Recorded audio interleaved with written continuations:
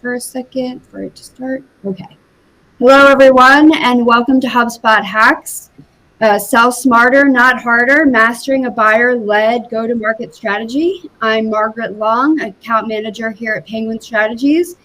And today I'm joined by Mark Fisher, who's the Chief Technology Officer and co-founder of Penguin, as well as Maha Pula. Welcome, Maha. We're so happy to have you with us. Maha is the VP of Global Pre-Sales at Cloudflare. And before I hand it over to Mark and Maha, I do want to do a few little housekeeping things. First, we'll be using polls in today's session. So over on the right-hand side of your screen where it says interactions, there is, if you'll click on that, it should pop up a poll. And the first poll is open right now. And I'm going to go ahead and close that poll, which I seem to be having a little bit of an issue with. So I'm going to skip that for now. And then also on the right hand of your screen, you have thumbs up and thumbs down and smiley faces. So please be sure to interact with us throughout the session so that we know that you're there and we're not just speaking into the void. We want to know when you love something and when something's funny or whatever. And then any questions can be put into the chat as well. We'll try to answer as many questions as we can. Can't promise that we'll get to all of them, but we'll do our best. So with that, the first poll question was, and again, I apologize for the technical issues here, but the first poll question, Mark and Maha, was that how important do you think understanding buyer expectations is for successful B2B sales? And of course, this is extremely important and crucial for tailoring any business's approach. Mark, do you want to go ahead and kick it off in terms of what buyers' expectations are? Yeah, so first of all, I wanted to just welcome Maha. Thank you for joining us. It's great having you on the series, and I'm sure this is going to be very interesting based on a few prep calls we had before. Mm-hmm. So always go better, right? Yeah, you can talk but the idea is for us to have an open conversation around this. I think we're quite in sync in the strategies and the different ways that you're looking at things, everything about revenue acceleration. Mm-hmm. So as I think, do you want to just give 2 minutes about your background and before we dive into that and introduce yourself? Yeah, of course. Hello, everybody. My name is Maha Pula. I run global pre-sales. This is sort of my career is in pre-sales, but I always look at myself as a revenue leader. And so that's where revenue acceleration is really close to my heart, is not participating in the process of here's a silo, just do the tasks that you do in a silo, but also work with the adjacencies is what we receive and what is the input and output from within the process. So I look at myself as a revenue leader first and foremost, and then a functional leader supporting technical sales, or what's widely known as pre-sales. All my career I've been in pre-sales. I have forayed a little bit into other areas as well, but always come back home to roost in pre-sales. I find it very rewarding and also a great way in which to influence the end-to-end opportunity lifecycle management and the sales process and the funnel itself. So very glad to be here and sharing some of what I've learned over some time. Okay, great. Yeah, so I think we can deep dive into this because this is something that we deal with on a daily basis at Penguin for our different customers and for the different partners that we're working with. Exactly what you're saying is how to improve that revenue acceleration, and I think this will be really relevant for our day-to-day business. Mm-hmm. So let's kick off with buyer expectations, and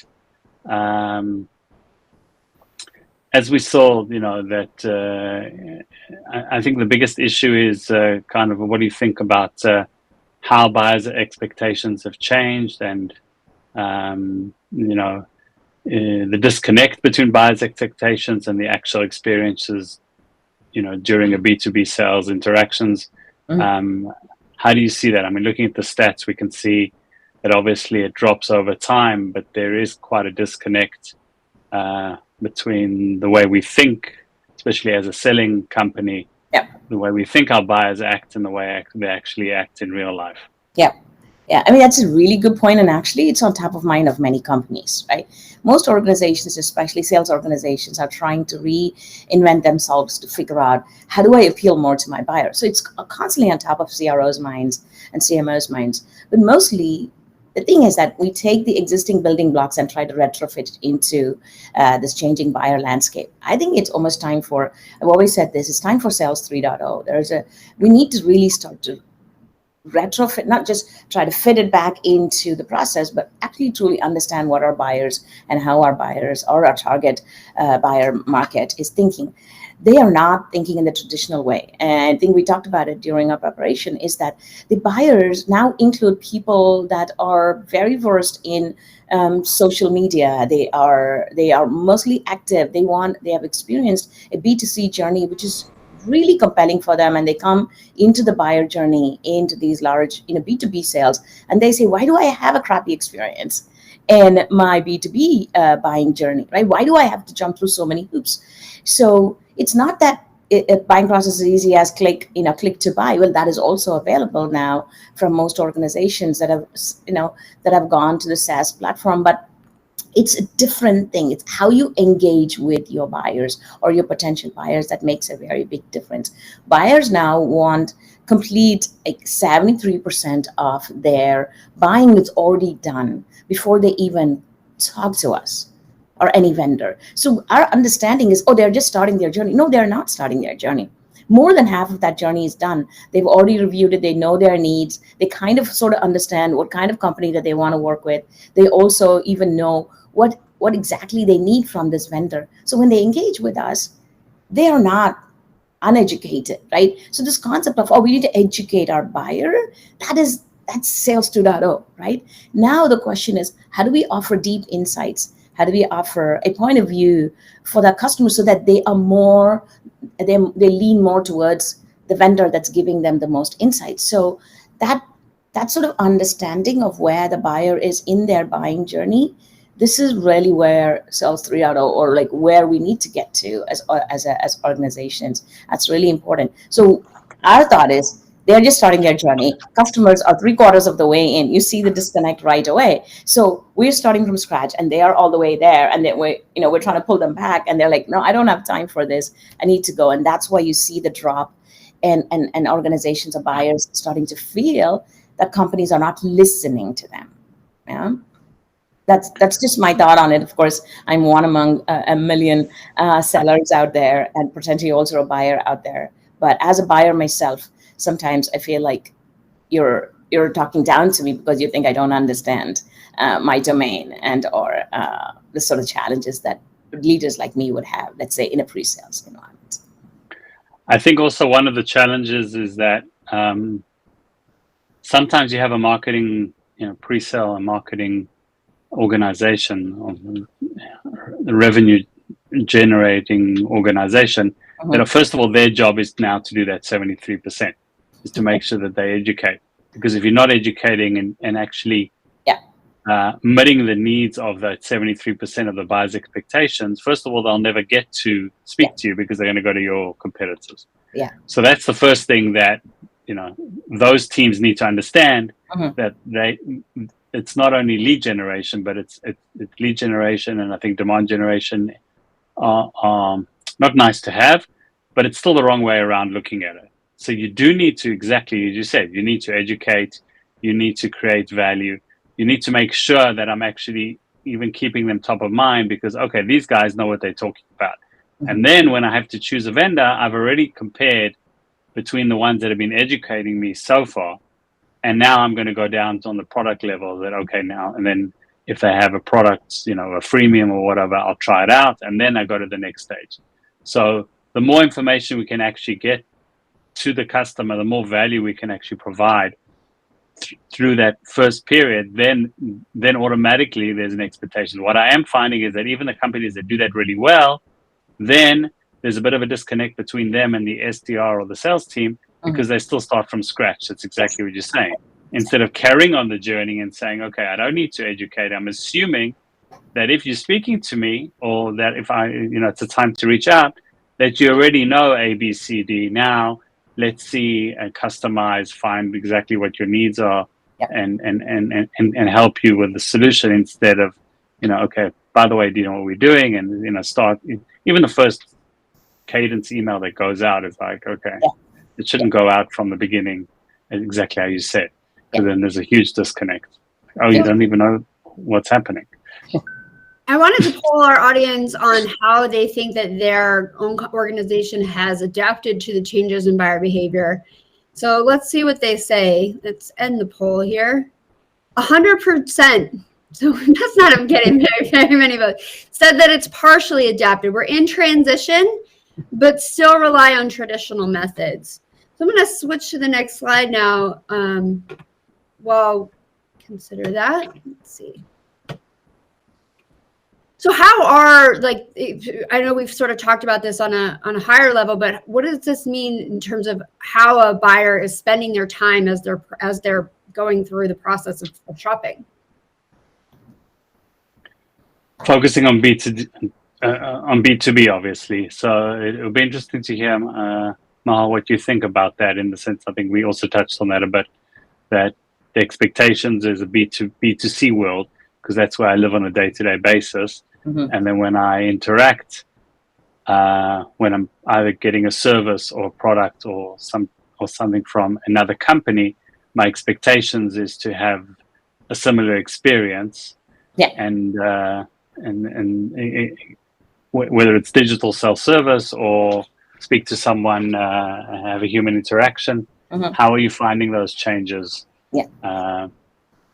Again, I think this really flows well into what we said earlier. I think they both are they should be adjacent to each other almost.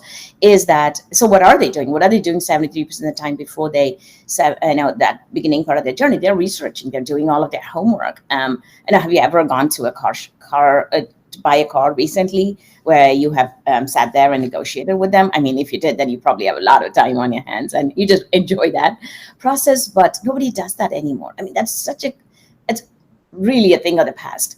And you know what? It's happening everywhere. There's so much information available there that vendors are putting out there, and there are other buyers that are willing to share their thought processes as well.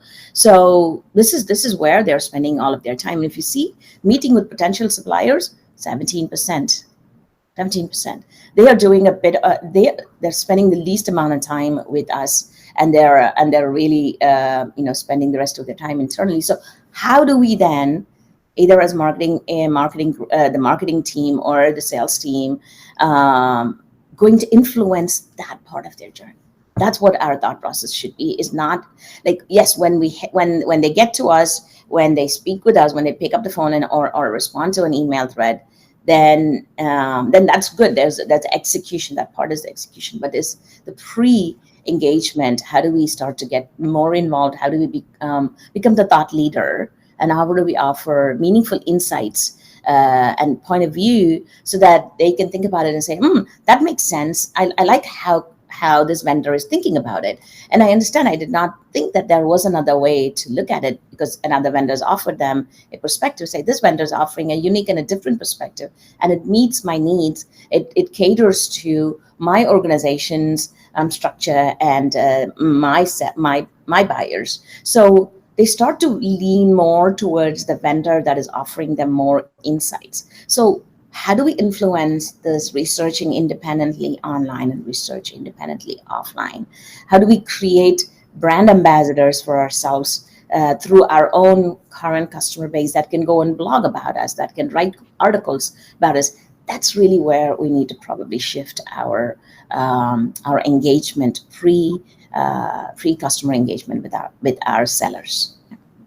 But is that focusing on, like we've always been doing, HubSpot did that really well at the beginning of the 10, 15 years ago, creating awareness and blogging, anything to do with marketing on a very large scale across the board, not focusing on anything, or focusing on different tactics and strategies and so on, so that slowly but surely, anything that you Googled around marketing, HubSpot blog popped up.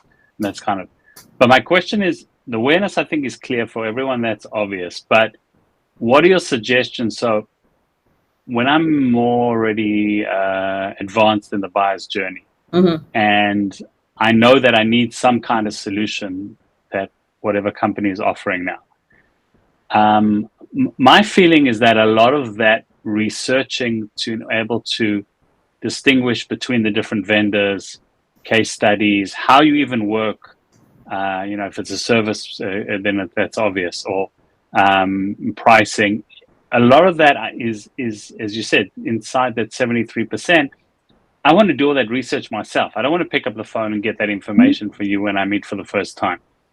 And my feeling is that maybe it's moving in the right direction today, but it's taken a lot of time that even companies were, building the awareness of, okay, this is to educate that this is the kind of solution that we solve for. But then when it comes to how we've done it before and case studies and things like that, that is sometimes not 100% clear. Or the pricing is, fill out the form to fill out the pricing. We're not going to let you know until you speak to us, or this is the way we're actually going to work. These are the modules. So we do see other companies, HubSpot and others, where you go in and you can get into a calculator, find out exactly how much it's going to cost you. Yep. As you said, get everything online as much as possible until you get to the stage where you say, okay, well, I want to speak to someone now to do that last 15% of it. Yeah, they're going to find information about you, irrespective of whether you're putting it out there or not. So exactly. So you might as well control, make sure it's the correct information, and that it's that you're controlling it and it's coming through correctly. Yes, and then they have a method to validate and verify that. So exactly, that's you just hit that nail on the head. Is how do we get the information to them as quickly as friction free as possible, so that they can move on to identify what is the next step in the engagement with a vendor, as opposed to spending all of this time trying to figure out, like you said, the pricing by tier, or is there a freemium tier or not? Are there other users in the same vertical that I am in that have used the solution and have found value from it? Other reference stories and use cases, small videos that have these customer champions talk about the value that they derived from engaging with you as a vendor. Yeah, those are critical. Excellent. Okay. So what is revenue acceleration, and why does it matter? Revenue acceleration. The way I've been thinking about this for quite some time, and I'm sure it means different things to different people. So we talk about the funnel, right? The funnel is always, everybody uses the word funnel. I think of this and say, this is the most inefficient way in which to be dealing with opportunities or leads or prospects, right? Funnel naturally has built in a lot of inefficiencies. This is how funnel works, meaning you put 10x, you get 4x or 5x in the next stage, and then 3x and then next, and then 2x and then 1x. You're building in these wasted engagements in the process. But that's the way it has been. That's the way it's been since I ever started working in sales, right? The funnel is probably built in. Now, why do we accept that? Like, why is it all right to have this inefficient process built in? Why couldn't we qualitatively build out the funnel on top, so that it's going to get broader and broader as more flowing through? So how do we qualitatively impact the top of? It's still be a funnel, but it doesn't go like that. It's just a little bit more wider at the bottom. For me, revenue acceleration is how do we get that through so that more of the qualified leads are coming through, and we're not wasting really busy sellers' time who are receiving this and having them weed out the waste, right? I want it to be caught way early in the process, before a first still expensive seller starts to engage in this opportunity or this lead, right? This has to be done pre an MQL, right? That's where that's what I'm most passionate about. So revenue acceleration for me is starting at the top, not once the lead hits a sellers, but really starting at the top, building a qualitative way in which to convert this, and then when you get to the seller, it's a lot more the propensity for the buyer, for the prospect to engage with us, why they're engaging with us, and what is important for them, and what other ways in which have they engaged with us. These are all there, but really also driving why should they buy from us. Like that is also well established, so that when it goes through, it's a lot more qualitative, not quantitative. And you mentioned that early on, Mark, is like, it's all about just the quantity, but not the quality. Like I feel like revenue acceleration should be all about quality of those conversations, so that when it comes to the selling group, which consists of the account rep, account manager, account rep, and the SE, that they now know what is a customer's, and I work for tech companies, like what does a customer's tech stack look like? Why would they engage with us? What are some of their top challenges that they're engaged with? The budget and all of that, that's par for the course. Like that you need to definitely do. But everything else is already done. So the customer knows why they're engaged, why they're speaking with us as a vendor. And then the seller knows why they're speaking with this person as a potential buyer, because the needs and the solution are almost fairly well mapped. That's what for me is revenue acceleration. Then it's all about execution, right? Then it's all about how do we take the customer through this buying journey so we make it friction-free as possible, and then get their hands on the solution as quickly as we possibly can, so they can start working on resolving some of their needs. So that for me is revenue acceleration. I know it's a long-winded answer, but No, I think it makes a lot of sense. It's, I mean, everyone's, as you said, everyone's talking a funnel, and it's still, a funnel, but there's two other things that, for me, it's kind of still looking at the world in 2 dimensions instead of 3 or 4. I don't know how many dimensions there actually are, but let's say 3 at least. For now, we can argue about that, but it's kind of saying, okay, the world is flat. It's like 100, 200, 300 years. I can't remember how long. When you look at the world, it's flat, but we know it's not flat. But it's the same kind of thing, because there are 2 things. One is the revenue acceleration, and 2 is there are a few unknowns that we don't know. So even if a person gets to the stage that they want to speak to the seller, or we reach out too early, which happens quite a lot, then it's more like a flywheel than it is with a funnel, because those people so we are going to do our first, weed out all of those people that are completely irrelevant. They don't meet our ICP. There's some kind of mismatch between us. It can be in a bunch of reasons. And then there are lots of people that they're not ready for us for a whole array of reasons, that either we reached out or they thought they were ready. And again, over time, you'll be able to improve your process, because I had an interesting conversation about 2 hours ago that someone was telling me who runs a tech company, who was saying, it took us quite a while to actually, we pivoted a few times, because our messaging, we knew what we were selling and what the benefits we were offering our customers, but the messaging wasn't coming across. So even if we got them in the funnel and they actually reached out to us, there was a disconnect, because they were saying, oh, okay, well, I didn't really exactly understand that that's what you guys were selling at the end. So they did all that work, got everything in, and then they saw that it was hard for them to close the deal.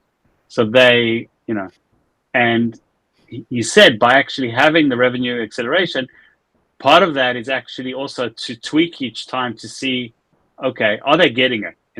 Is there a sync between what we're selling and what they're buying, as you said, the benefits that they're looking for, and from the solution, do we have to change our product? Do we have to do that? So that's also part of the process that I think is, changes all the time and has to be updated all the time.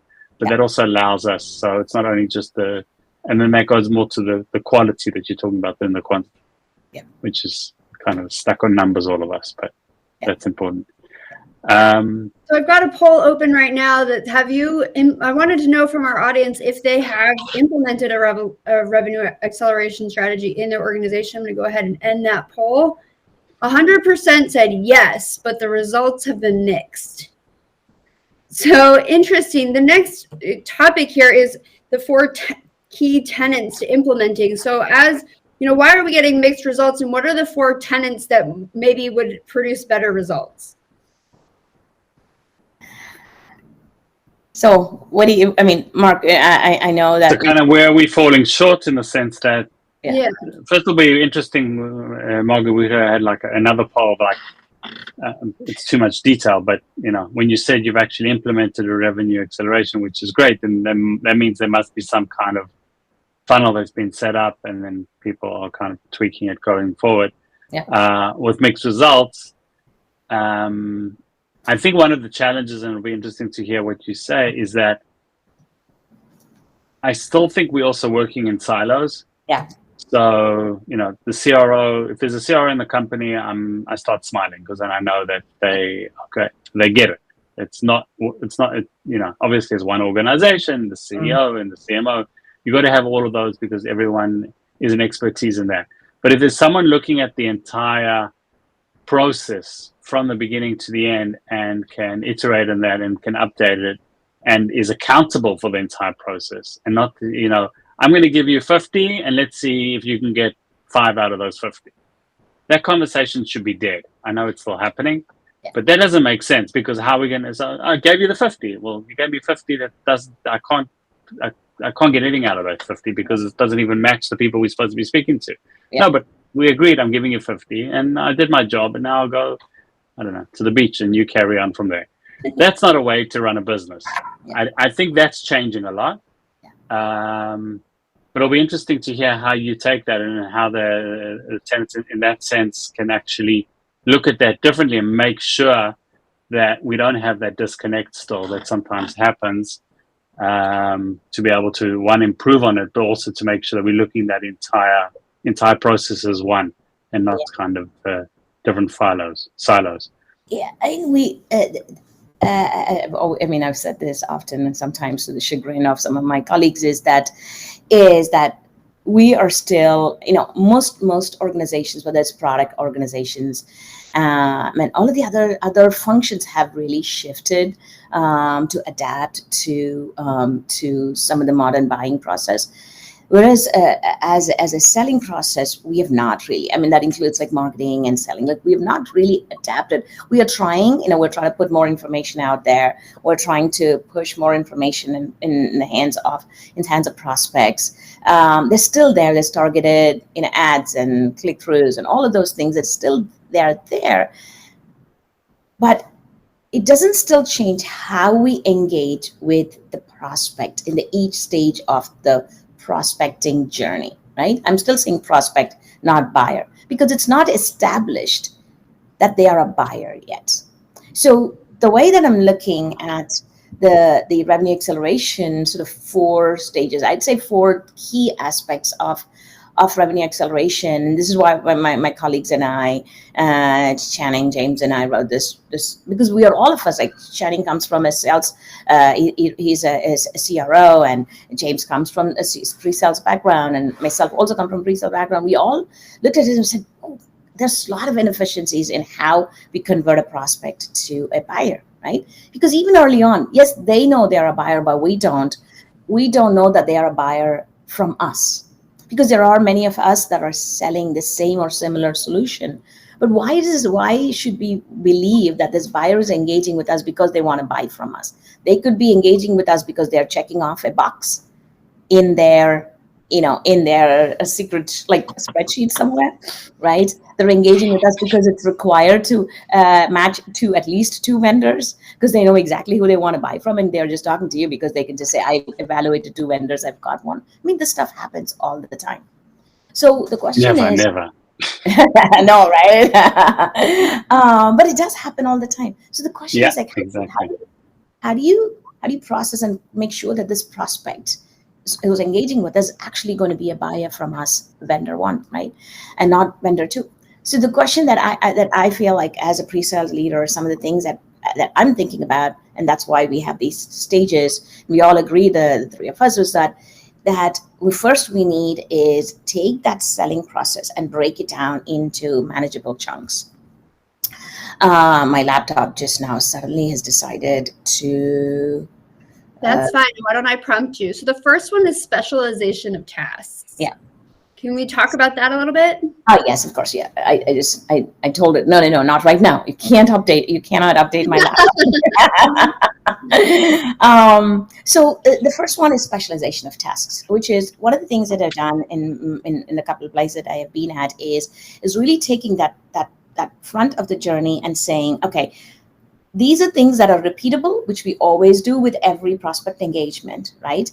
And so why don't I, instead of making 100 of my people or 200 of them do the same thing over and over again, why don't I just take those tasks and give it to a team of people that can then optimize it and do it more efficiently, right?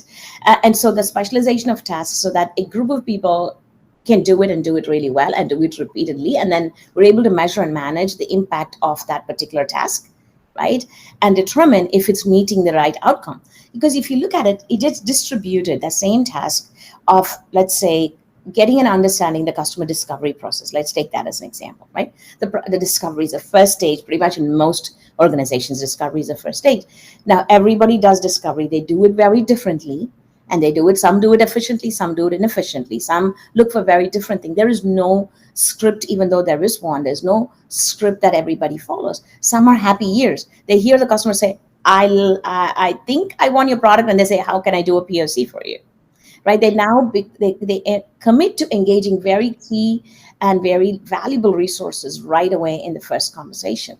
So how do we take away that possibility of all of these inefficiencies happening and give it to a team that is able to say, I know all about this customer's environment. I'm able to find all this information. Let me take that and give it to you. So now you don't have to ask all these questions. I'll also give you a set of recommendations. Go talk to the customer prospect and determine if this meets their needs. Now you've taken all of the ambiguity and the waste and the inefficiencies in there and giving it to a set of team. So you can do that across the buying process. This is where we're going. I mean, AI is going to come in and also consolidate some of these for you. But humans right now are still engaged very much so in the specialization of tasks, automating them, which is perhaps through AI, perhaps through other processes. So the customer can self-qualify themselves in or out of this process, and then iterate through this and see which one more of this process can you automate. And then now that you've sort of self-qualified out, the prospect self-qualifies themselves out or through some sort of a managed process.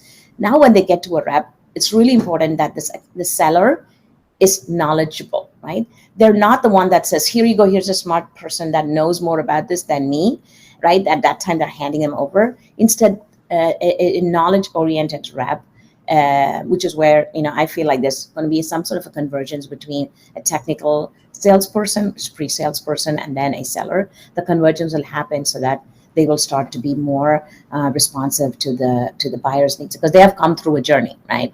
They've qualified themselves in, and there's a go, no go in each stage, and then they come to a knowledgeable rep. They get to quickly where they want to get to. So this is how I think we've looked at all aspects of it, and we believe that these are some of the very key stages and tenets of having revenue acceleration built into your selling process. So I want to stop you just there. It's very interesting what you're saying. So you see the things. I mean, I know a lot of companies, the way they work globally at the moment. If we're talking about specifically B2B, if it's a big enough organization and there are enough leads coming in, then usually you have kind of inside sales, SDR, BDR team doing that qualification or disqualification, and then trying to set up a meeting and then handing that over to the sales team, just on a very high level. Yeah. And what you're saying is that sometimes that even if you do that really well and you only move over to the AE or the sales team, the real qualified people that really want to speak to you, sometimes we fall short because we're not. I could be really good at my job and actually convince them to have a meeting, but one, they might not be a fit for us, and two, it's too early, but I was really good at setting up the meetings, so they said, you know what, let's do it anyway. And then when the AE one waits their valuable time, but even more important, as you said, there's kind of, again, it's at 73%. There's a misalignment between what I want, and a lot of the time I'm not telling you really what I want, but let me try and get as much information offline or through different, as you said, AI, enrichment tools, tactics, intent data. There's a whole, I think that's really grown in the last 5 years, 10 years. There's a whole lot of data there at our fingertips for us to use and slowly but surely and say, okay, now let me set up the meetings with the ones that actually we do think they really want to meet with us. Yeah. And then take it to the next level, which would be, as you said, more of a technical, making sure that that technical salesperson, because in essence, I'm coming here more as a solution, in our case, solution architect that's coming to help you solve for your customized solution that you're looking for, which I think that is because I know from sales calls that we have, sometimes on the third or fourth call, you only get to the real pain point why they actually want to, in our case, change the CRM or migrate or, use Salesforce or use HubSpot or move in between them. Yeah. And they don't start, I would love it. They start the cards, okay, well, the real reason we actually want to speak to you guys is A. Yeah. We'll make life much easier on both sides, but no one does that. Yeah. So it's kind of a back and forth until you get to that real reason. Yeah. And if you can find ways, if I understand what you're saying, that I can come with a customized solution for your pain point, then obviously there's an alignment of interests here, and we can go forward much quicker. Totally. So, even something is, I remember speaking with Gardner maybe about 4 or 5 years ago, been discussing with them about this concept of demo automation. Like there are now so many demo automation tools out there, right? But it's not a question of having demos out there, but it's when do you give access to those, right? I'm a big subscriber of let them play around with it. Let the user let them say, I don't want to talk with anybody, but I'd like to see a demo, right? Get them a demo on demand. Let them get to see and feel the product, right? And then they may want to engage further. So give the information. Don't hold on to this information, which will help you help the customer faster and all help you not waste time. So I'm a big fan of putting it out there and telling the customer, hey, join us. We can demonstrate for you. It could be a live one or it could be automated. It doesn't matter. Give it to them so that they can then look at it and say, well, actually, you know what? This does not really fit my needs. And that way they self-qualify themselves out as well. So save your sellers some time when you do that. And I want to stop there and end the poll that we're running right now. We had some mixed results on this one. So which aspects of revenue acceleration do you find the most challenging to implement? 67% said the automations piece. It involves integrating new technologies and workflows. And then 33% said the process experimentation and feedback loop requiring a culture of continuous improvement. That is a big challenge, that cultural piece. Can you talk, we're running up against time, but just for a minute here, about that cultural piece of continuous improvement within the organization? I'm sure you guys have seen this a lot. I've worked for a few companies, but you work with hundreds of them. So you probably see this a lot more. We're comfortable, most of us are very comfortable in using tried and tested methods. Does this work? Who else have done it? And then I may adopt it. Is how we think about it. So the culture of innovation when it comes to we do a lot of innovation.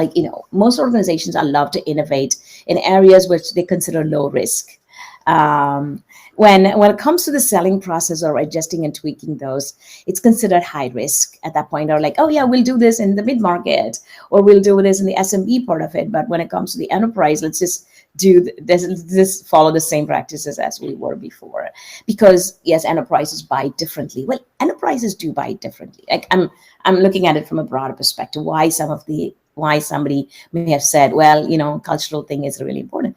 Because our thought process is enterprises buy differently. Yes, they do buy differently. But remember, enterprises consist of the same people that we were talking about, right? The first slide. They're the same people that our Gen Zs are moving into the buyer process. We went from 5 people, 3 people buying committee to 5 people to 15 to 17 people buying committees. Do you honestly think these 15 to 17 people buying committees don't have, half of them are not Gen Zers who've never bought on paper, they've only buy things online. So this this is, they don't understand faxes, right? Like there's always jokes about faxes. They don't understand how selling, ever somebody actually sent a PO via a fax. But, they are, they are in the enterprise. Now, needless to say, there's a top-down part of it where, come from the board on down. But that's a part we definitely need to maintain and manage and everything. But there's still buyers that want a friction-free process so they can engage with you. So I believe that it is a challenge, and I think your respondents are absolutely spot on in that cultural aspect of this experimentation is really key. So take small baby steps, right? I mean, it's a crawl, walk, run approach. Let organizations first understand the first step, which is what is these tasks that they want to specialize and isolate, and then how do they automate, and then they go into the experimentation part. They say, oh, actually, you know what? We did A/B testing, and this cohort of people really responded differently than this cohort of people. Oh, it looks like A works. Let me now try and build it in. So it's a very, it's like watching paint dry a little bit. It needs patience and time, but with the right set of leaders within the organization and the ability to assume a certain level of risk, you can bring organizations together to be thinking about this differently. I mean, I truly believe in people's ability to learn. I think also, as people that are working in, you talked about selling to enterprise, but it's the same people, it's the same expectations. Maybe the difference is that they're not making the decision, but they're influencing the decision. Maybe there's one or two, but the bigger the organization, then it's not even a person that makes a decision. A lot of the time it's a committee. And then what you're not seeing is that in the back end, there's a final meeting with 5, as you said, 5 to 15 people. Everyone votes and says, should we go forward or not? And whoever champions you have in that room will probably decide whether you're going to, they'll go forward with you or they won't go forward with you. And then going back to the basic tactics that you said, which need to be, as you said, A/B tested and tested and look at different ways of experiences and so on, is the same thing, is to find how you communicate with that person who's sitting in the buyer community, just if they were buying B2C or buying B2B themselves, taking them through the process, making sure that most of them can actually interact with your product, try it out, self-demo, so on and so forth, so that everyone has as much information as possible and not the least information as possible when they get to that final meeting to say, do we go forward? Do we feel comfortable with us? And because I am seeing that, obviously, the bigger the organization, no one wants, there's that old saying that no one's going to get fired by choosing IBM. But that didn't come out of nowhere. So no one wants to take that risk, and it hasn't changed. Yeah. I think it's going to do with how things have evolved. But in the end, a person doesn't, especially the bigger the company, I think it becomes even more important. No one wants to take that chance and say, okay, I chose the wrong vendor or I chose the wrong solution, and it's all on me. So that's one of the reasons that these buyer committees have, which makes more sense because there are lots of people. So the more you can influence those and actually give them as much information and help them make their decision, I think that's the mindset that we need to be in. How do I help them come to that decision and choose us compared to our competitors? Yeah, absolutely. Absolutely. So I think that goes to what you're talking about, the developed knowledge and to give that to, obviously, yourselves. That's part of what the sales reps should be doing as well. Yeah, indeed. Yeah. I mean, shift left was a strategy that happened ages ago in trying to give information in the hands of the people that are actually interacting and doing the job. I mean, how many times have you been on a call where you get on the phone and you say, oh, someone picks up the phone and they're just an operator, right? And they don't give you any information. Like, oh, after you rattle off and tell them, oh, this is what I need, they go, wait, hang on a second, let me just transfer you to somebody. And you go, wow. Right? And it's not unusual. It still happens. It still happens. I don't understand this person in the middle, like this person who's triaging. I don't understand what what efficiency they bring to the process, other than frustrating the person who's making that particular call, right? Have you had the bots that says pick one of these things, and then they put you through the cyclical thing where the bot actually says, oh, if it doesn't fit my script, you're out of luck. Then why put the bot in there other than to frustrate me, right? Even it's an AI, it's a bot, it still doesn't solve, some of the challenges that somebody may have. So I find that this process is just there because somebody thinks that they're actually helping the potential buyer, but it actually adds more friction into the process. So let's be smart about our buyers, and about how they want to engage, and how do we want to be meaningfully engaged at each stage of that engagement process. So tweak it, continue to tweak it, because there's no perfect process. It requires a continuous improvement. Yeah. So we do have a question from the audience, and this is not meant to be a gotcha, and maybe beyond the scope of today's topic, but I'm going to throw it at you anyway, and you tell me what you think. Mm-hmm. So one of our participants here is asking, how do you account for discovery meetings being down 30% in 2024? And that might be specific to just this one participant. But in terms of, is that something that you're seeing industry-wide in SaaS sales? Are meetings down this year? And how can some of the strategies that we're talking about now maybe help mitigate? Or maybe discovery meetings being down is because people are getting all the information they need from all of your wonderful strategies. What do you think of that?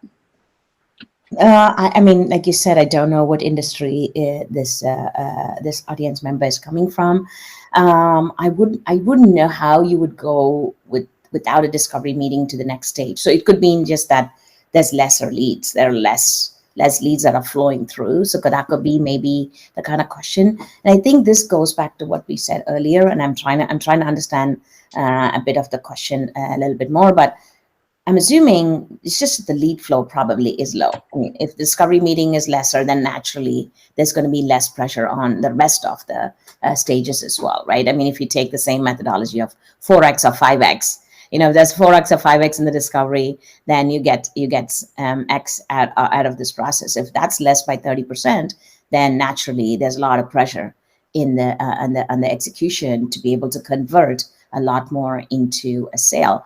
So some of it could be like the customers are self-qualifying themselves out of the process. They're not engaging with you as a vendor in the beginning. So they don't have either access to information, they don't know enough about you, they're not sure that you're the vendor that they may want to engage in, or the vendor is not providing adequate information out there to say, hey, we do this. I think, Mark, you mentioned that early on, is that, sometimes customers, or maybe it was Margaret, you said that, is like sometimes customers engage with the vendor and they go, I didn't know you did that, or I'm sorry, I don't think you're doing what I want you to do. It should never happen later on in the sales process. It should be happening in the beginning. So to this question, it could be that this one is there not enough qualified qualitative leads on the top of the funnel. That may be why some of it could be happening. Some is that either the prospects do not know, are not very clear or knowledgeable about the kind of solutions that you may be offering, and or you're not probably engaging in the right mechanism to reach out to wherever the prospects are with the right kind of information. So these are some of the things I could venture, not fully understanding sort of the market and the industry that this question may be coming from. Yeah, as you're speaking, this participant is actually chatting with me. He's saying that they have plenty of leads, but fewer discovery meetings. MQL to meeting conversions are way down. So it just sounds like if doing a little bit of deep dive into what is causing the friction, right, between the MQL and the conversion. Where are they getting, what is that experience like for them that is causing them to drop off at that point? That's actually a really important one. I mean, automation also happens in the marketing side of the business as well. Is that if there are 100 that are in the prospect journey, and then only 10 move down into the discovery process, then there's something there about who we are going after. what are the type of people that are being filled into the prospect funnel, as well as understanding their propensity to buy. So there must be, I'd say that there's some sort of a marketing automation and a review of that target buyer and the messaging that you're going with. That should be probably reviewed a little bit more deeply. Mark, you probably are a lot more knowledgeable on this than perhaps I can shed light on. Yeah, I think you can hear me, correct? Yeah, I think it's exactly what you said. It's a combination of looking at those different strategies, but also trying to see there's a difference between last year to this year. Look at the top of the funnel, see if there's, as you said, less leads coming in, and what else has changed.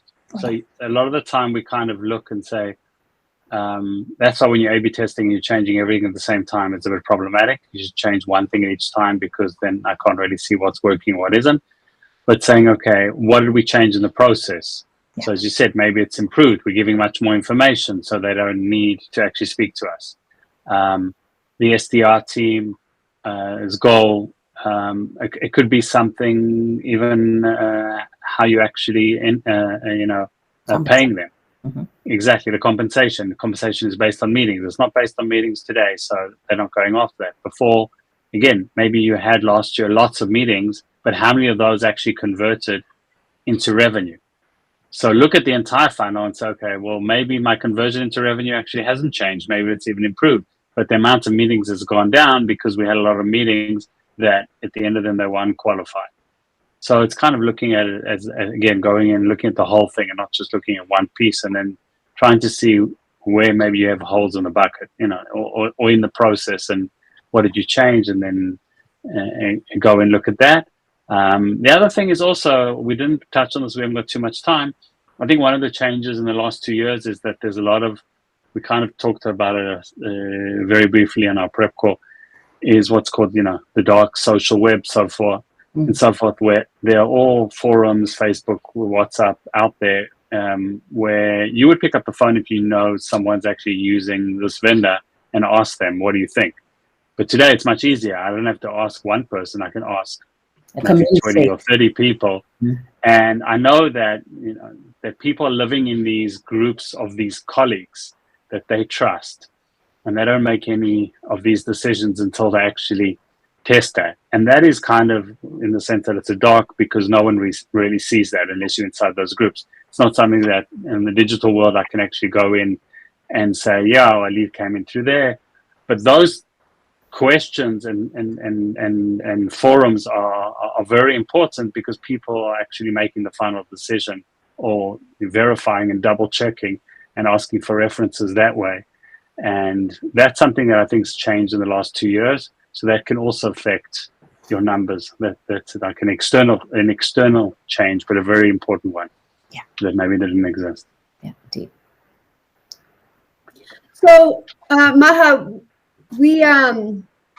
this is your guide. You want to talk a little bit about where this information comes from? Well, I'm going to pull this link and put it in the chat for everyone to download. Of course. For just a second. Thank you for the plug. No, it's a bit of a, sometimes you think about something a lot, like you're engaged in the process and you're really thinking hard about it. You're saying, okay, I see this, I'm absorbing this process, and I'm seeing the inefficiencies in the process. I'm sure every one of us think about it. And then we just try to make small adjustments within as we can, but we're not really putting it down on paper. We may just like respond to a chat about it or not. Because we don't have time. We started, right? Work hard. We're working very hard all the time. And so the question is, like, how do we put it together? So a few colleagues, friends and colleagues, we all were thinking about it. We all were talking to each other, one-to-one. And then we said, we all are thinking about it in the same manner. So James Kakis, Channing Ferrer, myself, like we all decided we all are seeing the same set of problems. How do we solve it? So we sat down about a year ago. We started discussing this, and then Richard Grove, like Insight Partners, he came in and he said, "This is critical. We are working with a lot of our customers, and they're also seeing the same challenges. And we all put our heads together and we said, this is what we're going to do. So we're going to write about it and make it really accessible to anyone that is thinking about revenue acceleration and really modernizing and then also innovating within that seller journey and the buyer journey, but mostly from a seller perspective. How do we tweak and make adjustments? So everything mostly that we talked about is all in there. It's right there. You can take a look at it and then give us some feedback, because we'd love to hear sort of what are the parts we're missing? What do we want to double click on? Where what areas should we be exploring a little bit more to do? Yeah. So thank you, Margaret. And where can everybody that is just blown away by your brilliance and wants to follow you for the rest of their careers, where can we find you? LinkedIn. That's the way. That's what they call as a business Facebook, right? Is LinkedIn. Yeah. So that's the place to find me. I normally most always respond, unless it's like you're going to try and sell me something without me knowing who you are and what you are. Please don't do that, because. And then, as always, you can always connect with Mark and all of us Penguins at penguinstrategies.com. And please follow Mark on LinkedIn and follow Penguin on LinkedIn. And then finally, if everybody could just, I'm going to publish. We'd love to get your feedback on the number of, give us some 5 stars if you thought this was a great presentation. And with that, anything else, Mark, before I close it up for today? No, I just wanted to first of all thank you, and obviously thank Maha for this very interesting conversation. I think this is kind of something that Margaret and I and the rest of the team are dealing with on a day-to-day basis. So I know there are lots of.